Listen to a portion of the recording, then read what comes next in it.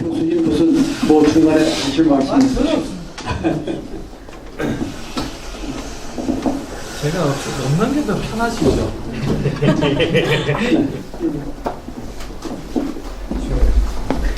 네, 여러분들 그 세 편의 영화를 보셨는데 여러분들이 좀 궁금해하는 거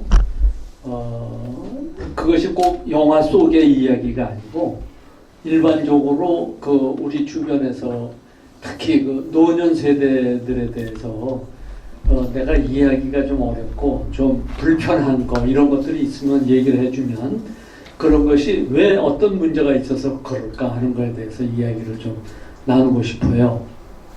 근데 하나 이제 시작하기 전에 그 전제를 해야 될 것이 뭐냐면 사실은 여러분들은 그 노인들의 어떤 그 모습을 이렇게 살펴볼 때 여러분들은 사실은 그 참 굉장히 피상적으로 볼 수밖에 없는 상황이죠. 왜냐하면 늙어본 적이 없으니까. 그러니까 그럴 것이다 라는 걸 가지고 여러분들이 이제 생각을 하고 있는데 실질적으로 이제 노인의 입장에서 그 젊은 사람들로부터 그러한 이야기를 들었을 때 어떤 느낌이었을까? 그것이 맞느냐 틀리느냐? 또 특히 그 젊은 사람과 노인 세대 간의 갈등이라든가 이런 것이 굉장히 큰 문제가 되고 있는데 그러한 것들이 혹시 양쪽의 어떤 커뮤니케이션에 있어서의 그 단절이나 이런 것 때문에 생기는 게 아닐까 하는 그런 생각을 해봅니다. 그래서 여러분들이 여러 가지들을 이야기를 해주시면 여기에서 진솔하게 답변을 할 수 있는 데까지 해볼게요.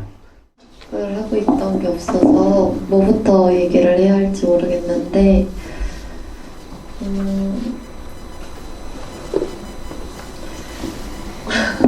어떤 얘기가 좋아요? 편하게 지금 부모님이라든지 아니면 가족이라든지 오늘 영화하고 연결되는 게 상관없고 인사를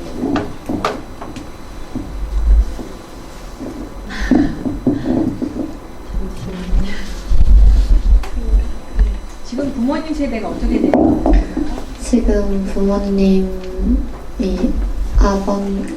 저희 아빠는 50대 중반이시고 어머니가 40대 후반이시고 네. 그것보다 저는 할머니 얘기를 할까요? 친할머니? 외할머니, 친할머니는 돌아가셨고 외할머니랑 같이 있는데 그 부모님이랑 얘기를 하다 보면 엄마랑 아빠가 엄마가 할머니가 이제 연세가 많이 드셨다 이런 말을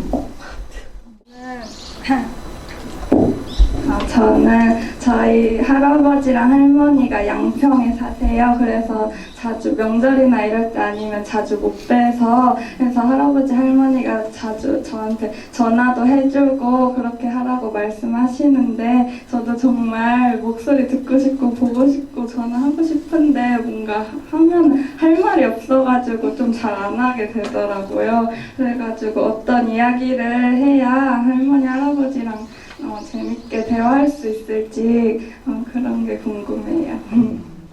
앞에 지금 학생이 왜 눈물 나는지 저는 충분히 이해가 가거든요. 이렇게 우리는 부모님 얘기만 해도 먹먹할 때가 있는데 그 엄마의 엄마니까, 그죠? 그 엄마가 늙어가시니까 먹먹해요. 먼저 이 학생에 대한 답변을 제가 좀 먼저 이렇게 상상을 해서 답변을 주자면 저희 친정 엄마가 제가 5남매 중에 막내거든요.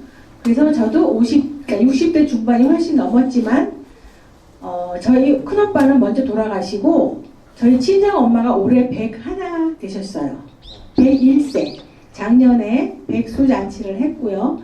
그렇게 오래 사시는 이유는 저희 둘째 언니가 잘 모시고 있기 때문이에요. 저는 막내라 사실 그렇게 부모님한테 어리광만 많이 부렸고 결혼은 그러니까 장남한테 가서 맏며느리 노릇을 하고 있어요. 그래서 한국 사회에서 보면 시댁에 많이 충실하잖아요. 그래서 엄마한테는 많이 못했는데 여기 계신 지금 엄마는 친정엄마를 그래도 모실 수 있는 그죠? 그런 입장이니까 상당히 이 딸 입장에서 보면 나도 저렇게 우리 엄마가 저렇게 늙어가고 있을 때 내가 저런 모습이 되겠구나 하는 걸 아마 미리 예상하는 것 같아. 그래서 눈물을 흘린 것 같은데 그건 어쩔 수 없어요. 나이 듦에 대해서는 우리가 모두 한 번씩 생각해 봐야 될 문제라고 생각해서 참 좋은 질문 해줬고요. 아까 여기 저 학생 얘기는 제가 볼 때 우리가 보통 요즘 사회는 SNS에서만 소통을 많이 하죠. 거기서 이모티콘 막 날리고 연세 드신 분도 젊은이들 흉내내느라고 요즘 말도 못해요. 이모티콘 사서 막 날리고 거기서는 소통을 너무 잘해. 그런데 정작 여러분 부모님한테 그렇게 하나요? 제가 한번 묻고 싶고 첫째 하나 저도 질문하고 싶어요. 그리고 그 SNS에서 말고 실제로 부모님 얼굴을 보고 이렇게 사랑합니다 어머니 아버지 엄마 아빠 어색해서 아마 못했을걸요. 그리고 할머니 할아버지한테도 그렇게 해보지 않고 자랐기 때문에 그게 잘 익숙지가 않은 거예요. 그런데 한번 용기를 내서 먼저 내가 다가가서 마음을 열고 얘기를 하면 할머니는 언제든지 받아줄 준비가 있는 거예요. 저도 손주가 지금 4학년 이제 들어갔어요. 하나뿐이 없는 손주가 잘 못 봐요. 한 달에 한 번 이제 강제로 우리가 만나는 날을 정해서 만나고 있는데 이 손주가 남자아이다 보니까 뭐 예를 들면 부모님들이 이렇게 말하죠. 우리 아들 내외가 뭐 얘가 오늘 학원에 가서 못 오고 토요일 같은 날 오면 좋겠는데 점점 아이가 성장하니까 일요일 날 오더란 말이죠. 그래도 좋아요. 저는 얼굴 보는 게 너무 좋고 사랑스럽고 오면 엉덩이 두들겨주고 얼굴 활짝 웃고 이렇게 스킨십을 저는 많이 하려고 노력을 해요. 그래서 여러분들 지금 할머니 할아버지한테 뭘 하고 싶은지 무슨 얘기 못 하는데 그냥 자기 얘기하세요. 할머니 할아버지는 다 궁금해. 뭐든지. 내가 어떻게 학교에서 어떻게 하고 뭐 하고 다 얘기하고 혹시 만나면 꼭 끌어안아 주세요. 꼭 끌어안아 주면 상당히 좋아할 거예요. 그 아이디어를 하나 줄게요. 오래간만에 만나서 할머니하고 얘기 못하는 거는 어디가 이상한 게 아니고 정상이에요. 지극히 정상이란 말이지. 그런데도 뭔가 얘기를 해야 될 거 아니에요. 그죠? 그럴 때 집에 앨범 같은 게 있을 거 아니에요. 앨범을 꺼내가지고 한번 같이 보세요. 그러면 그 앨범 속에 그 사진 속에 들어가 있는 스토리가 무궁무진하게 많아. 그 얘기서부터 시작하게 되면은 어느 틈엔가 두 사람 사이에 얘기하는 공통 화제가 생기고 궁금한 게 생기고 그렇게 되죠.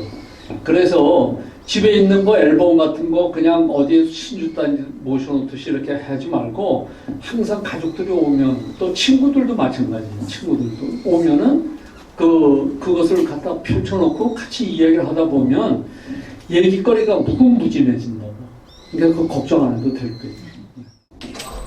앞에 분들이 되게 훈훈한 얘기를 많이 해서 좀 그렇긴 한데 저는 이제 그 두 번째 영화 보면서 이제 제사? 그러니까 명절에 보통 그 할머니나 이제 보통 할머니들이 음식을 많이 하시잖아요. 그래서 저희 할머니 같은 경우에는 이제 양쪽 다 친가 외가 양쪽 다 이제 하기 귀찮다고 하기 힘드시다고 되게 그냥 하지 말자 이렇게 하셔서 그러면 저희 부모님도 그럼 알았다 안 하겠다 이렇게 해가지고 그냥 만나서 먹는 정도만 하는 거거든요. 근데 저는 그게 되게 당연한 건 줄 알았는데 알고 보니까 그 다른 가족들 친구 가족분들은 아직도 그렇게 제사를 좀 크게 하시는 경우가 많더라고요. 그래서 저는 이제 뭔가 이게 어쨌든 그 제사라는 게 전통 옛날에 우리나라 전통인데 이게 좀 시대에 맞춰서 변화하면서 이렇게 유지를 하는 거라 생각을 하거든요. 근데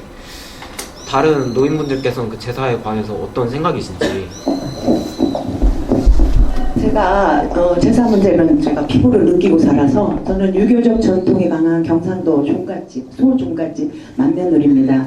그래서 제가 지금 64세인데 30부터 결혼해서 34년을 제사를 모셔왔어요. 근데 저는 아까 그 까치까치 설날에서는 기독교식으로 해서 음식을 만들 때 이렇게 상을 차리는 건 아니고 식구들 먹기 위해서 이렇게 많은 음식을 손이 크신 어머니이기 때문에 하시는데 저는 제가 혼자 다 해요.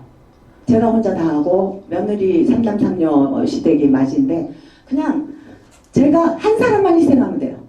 한 사람만 희생하면 모든 사람들이 편해요. 절대로 저렇게 싸우거나 저렇게 하는 법이 없어요. 그리고 저는 아들 하나만 있는데 아직 미장가전이에요. 30대 초반인데. 근데 그 친구가, 내 아들이 결혼하기 힘들 것 같아요. 누가 제사 지내는 집에 오겠어요. 그래서 요즘은 뭐 교회로 간다 그러더라고요. 제사 지낸다는 말 안 하고 교회에 가서 짝을 찾는다 그러더라고요.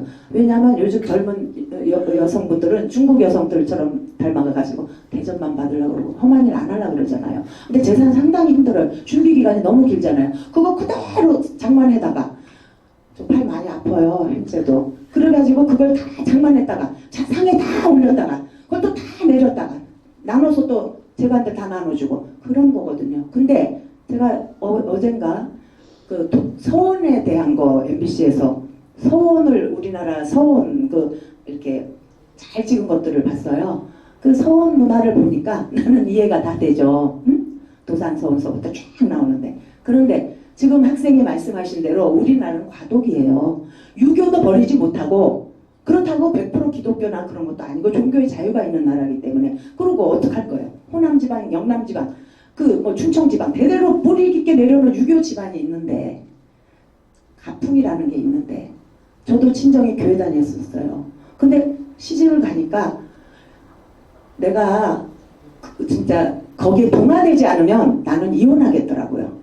그래서 저는 거기에 그냥 나 하나 그냥 동화되고 말자. 물론 마음은 그렇지 않아요. 그렇지만 했더니 지금 가정이 평화롭고 그래서 그 제사 문화는 나는 하루아침에 없어질 것 같진 않아요. 물론 화장이 처음에 그 매장이 화장될 때 얼마나 우리가 놀랬어요. 그렇지만 지금 화장이 뭐 80% 이상이듯이 언젠가는 제사도 많이 줄어들겠죠. 저는 한 1년에 3대 뭐 7번인가 지냈는데 근데 저가 눈을 감을 때 아까 그 집으로 가는 길에 할머니처럼 정리를 나도 지금부터 마음 준비 몇 가지 하는 게 있는데 제사를 줄여줄 거예요. 추석하고 설 때만. 그리고 나머지는 안 하고. 일단은 제가 살아있는 한은 희망사항이 3대 봉사를 하는데 그 한 사람씩만 하고 싶어요. 마음은. 두 분 다 따로따로 하잖아. 할머니, 할아버지. 증조 할아버지, 증조 할머니. 근데 그거를 제 살아생전에 한 대에 한 명씩만 했으면 좋겠어요. 그럼 제사가 하나, 둘, 셋. 그 다음에 추석설 5번이겠죠. 그런 식으로 줄여나갈 거예요. 그렇게 하면 아마 제사 문화는 많이 간소화될 겁니다.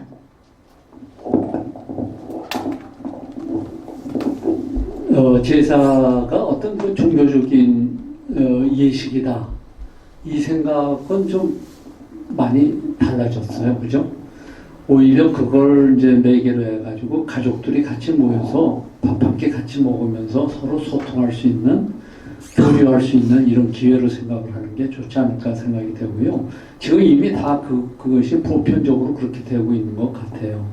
그래서 너무 몇 사람들에게, 가족 구성원들에게 부담을 주는 그런 거는 좀 지양하는 게 좋지 않을까 하는 그런 생각입니다. 또 제가 최근에 그 1호선에 탔었는데 1호선이 근데 원래 좀 유명하시더라고요. 그냥 그 노선 자체가 뭔가 길기도 하고 뭐 이렇게 주로 노인분들이 자주 가시는 역들이 이렇게 지나가더라고요. 뭐 종각이라든지 뭐 그런 데를 들려서 되게 최근에 경험한 건데 그 어떤 한 여성분이 앉아 계셨는데 먼저 노인분이 이렇게 갑자기 오시더니 내가 다리가 아프니까 좀 편히 가야 되겠다 해가지고 그 여자분한테 딴 데로 막 가라고 하신 적이 있었거든요. 한 이틀 전에.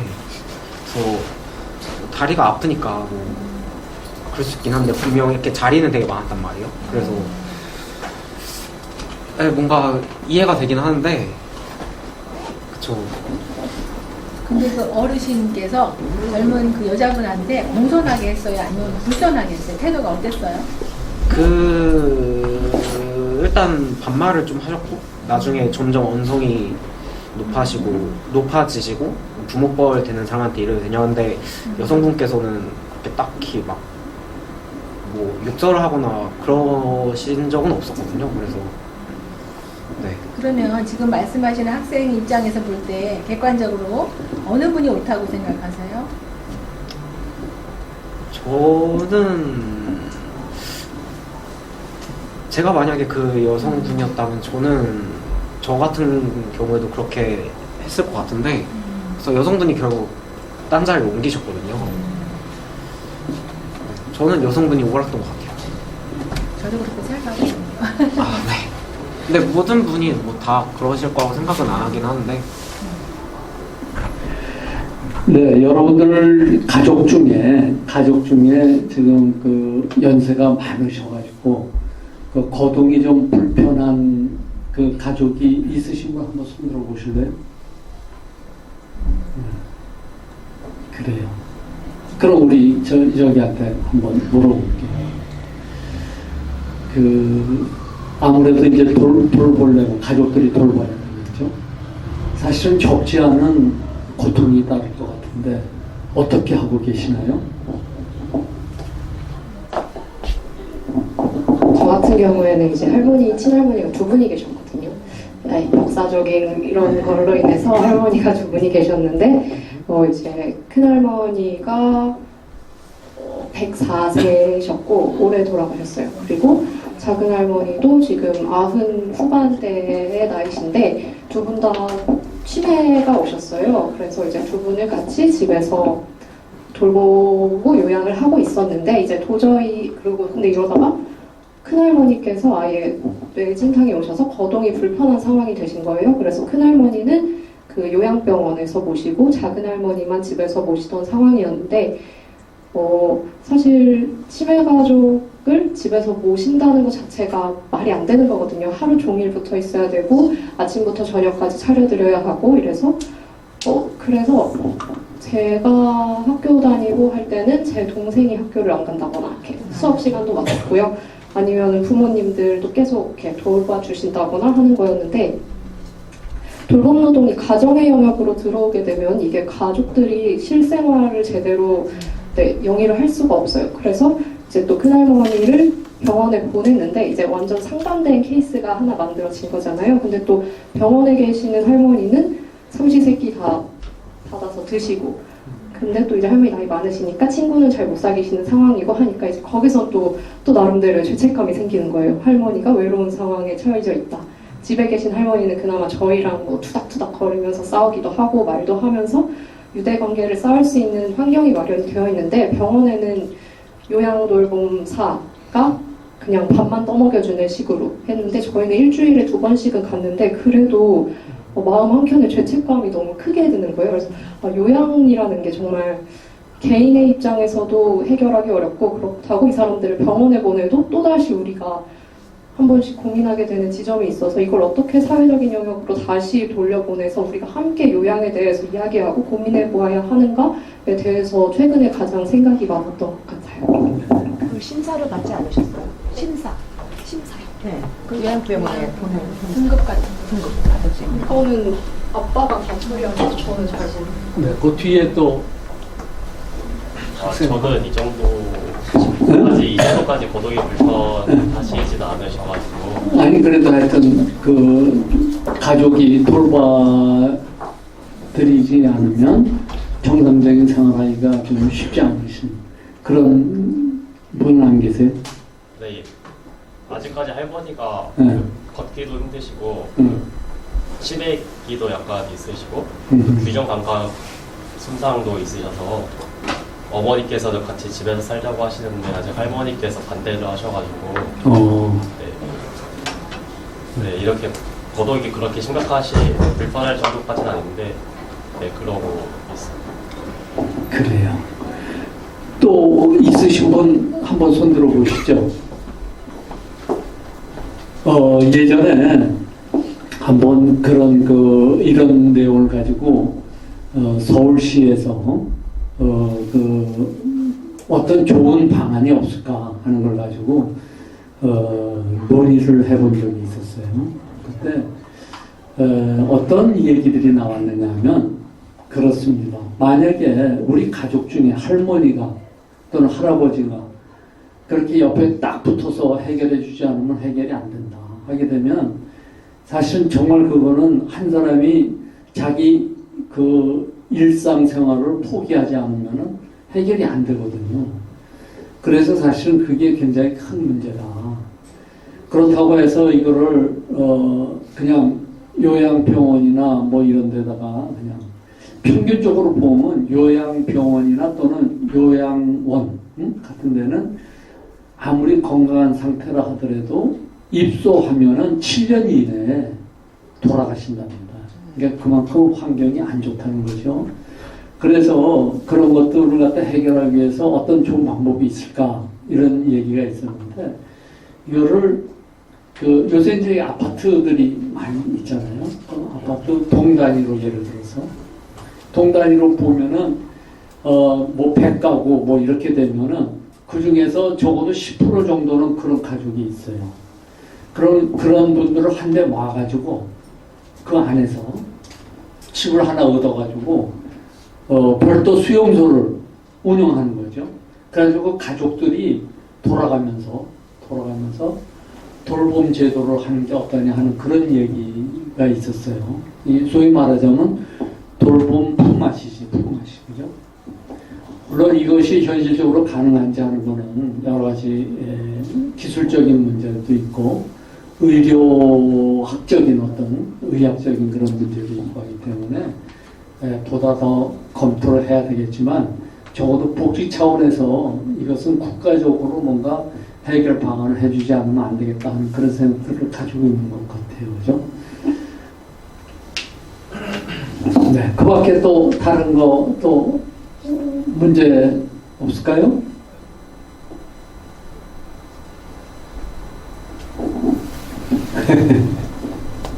네.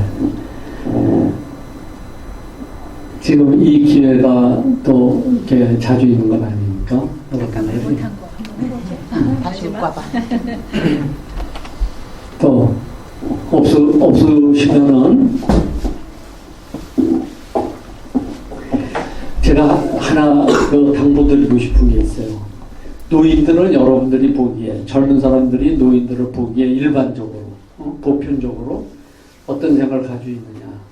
인지 능력이 떨어지고 그다음에 행동이 느리고 걷는 거 봐도 꼴도 보기 싫죠. 어슬렁 꾸부정해가지고 힘도 하나도 없고 그러고 옷도 꾀지지하고 냄새나고 뭐 이렇게 하다 보니까 근처도 이렇게 가기 싫고 이제 그렇게 보여지죠. 그죠? 그런 상태에서 아무리 몸을 깨끗이 씻고 옷을 새로 갈아입고 하더라도 젊은 사람들이 보기에 좀 괜찮은 분이다 이런 생각을 돌려놓기에는 굉장히 어려운 부분이 있어요.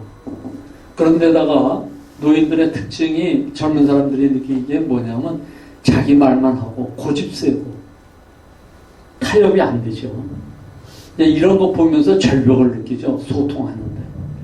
이제 이런 것들에 대해서 여러분들이 가지고 생각해 줘야 될 부분이 있는 겁니다. 뭐냐 하면은 사실은 그 노인들이라고 하는 것이 여러분들이 생각하기에 당연하다고 생각하는 것들이 당연하지 않을 수가 있거든요.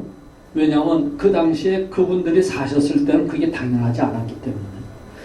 그러면서 자기가 이렇게 살아오면서 터득해온 나름대로의 방법이 있어요. 노하우가. 그런데 젊은 사람들이 하는 거 보면은 자기가 하던 방식하고 다르단 말이지. 그럼 그것은 그 방법이 아닌데 그것은 자기가 체험을 통해서 알고 있는 거죠. 체험을 통해서. 그렇기 때문에 젊은 사람들에게 아주 강하게 그거에 대해서 반대를 하고 못하게 하고 그러니까 고집센 늙은이로 이렇게 돼버리는 경향이 많다 하는 그런 그 상황을 이해해 줬으면 좋겠고 또 하나는 여러분들이 고쳐야 될 것이 하나 있어요. 뭐냐면 사실은 젊은 사람들이 어떤 생각을 가지고 있느냐면 모든 것이 귀하고 천하고 하는 것을 뭐에 기준을 두고 사느냐 하면은 쓸모가 있느냐 없느냐 이거에 의해서 여러분들은 재단을 해버린단 말이에요. 쓸모가 있으면 그 사람은 귀한 사람이고 쓸모가 없으면 이거는 아무렇게나 해도 괜찮은 사람이에요. 그러니까 쓸모가 있으면 쓸모가 있는 젊은 사람들은 괜찮은 사람이고 쓸모없는 늙은이들은 버려도 괜찮은 사람이에요. 이런 생각을 여러분들이 암암리에 가지고 있을 것이다라는 거죠. 그런데 사람의 가치라고 하는 것은 쓸모에 의해서 결정되는 게 아니에요. 사람은 사람일 뿐이에요. 부모가 늙었다고 해서 부모가 아닌 게 아니잖아요. 그죠? 친구가 늙었다고 해서 친구가 아닌가요? 스승이 늙었다고 스승이 아니지 않느냐. 그것은 그 고유한 가치를 인간은 가지고 있는 겁니다. 그렇기 때문에 그 가치를 인정을 해주는 그게 있어야 돼요. 그것이 말하자면 여러분들이 앞으로 살아가는 데 있어서 하나의 그 삶의 기준이 돼줘야 된다. 왜냐하면 그 쓸모없는 늙은이라고 여러분들이 보고 있는 바로 그것이 여러분들의 미래의 모습이라고 하는 걸 여러분들은 아주 분명히 알고 있어야 돼요. 늙은이들의 모습이 여러분들의 미래 모습이지 뭐 다른 사람 모습인가요? 그렇기 때문에 인생을 놓고 볼 때 갓 태어나서 늙어서 죽을 때까지의 이 전 과정이 통째로 나의 전 생애에 해당이 되는 것이다라고 생각하게 되면 노인은 미래의 나다. 이런 개념으로 우리가 바라봐주고 그것을 이해하지 않으면 안 되는 거죠. 그러니까 쓸모없으니까 갖다가 버린다. 지금 사실 암암리에 그런 것들이 너무 많아요. 우리 가정에서도 특히 어찌 할 수 없을 정도로 돌봐주지 않으면 안 되는 그런 상황에 있을 때 누가 붙들려 있을 수는 없잖아요. 그러니까 병원에 갖다 맡기고 뭐고 이렇게 하다 보면 소로다 보면 사실상 그것이 현대판 고려장이 되고 마는 거다. 그러면 그 고려장 속에 나도 이 다음에 늙으면 그렇게 될 것이다 라고 하는 걸 여러분들이 생각해야 됩니다. 그래서 노인 문제도 여러분들 자신 문제인 것처럼 정말 머리를 맞대고 정책을 위반하고 뭐고 하는 데 있어서도 관심을 가지고 여러분들이 적극적으로 의사표시를 해줬으면 좋겠다 하는 걸 여러분들에게 마지막으로 말씀을 드리고 오늘 마칠까 생각합니다. 혹시 뭐 할 얘기 있습니까? 시간이 다 돼서 여러분도 장시간 앉아있느라고 힘들었을 텐데요. 저는 여러분들에게 꼭 부탁하고 싶은 말이 하나가 아까 여기 어르신 집에 케어하는 게 굉장히 힘들었다고 그러는데 정신적으로나 또 물질적으로 다 필요한 그런 케어인데요. 사실은 노인일수록 또 이렇게 무관심에 대한 굉장히 그걸 관심받고 싶어 하거든요. 어르신들은 한 통의 전화 또 자신의 관심 그런 것들을 그리워하니까요. 외롭게 안 하게 좀 해줬으면 하는 부탁을 좀 드리고 싶어요. 네, 장시간 수고하셨고요. 그 사회학과 학생들이기 때문에 사회 현상에 대해서 항상 열린 사고와 눈으로 매 눈으로 관찰하셔서 뭔가 일조를 하려는 그런 마음가짐을 항상 가지시기를 부탁드립니다. 여러분들 그런 제목감입니다. 감사합니다.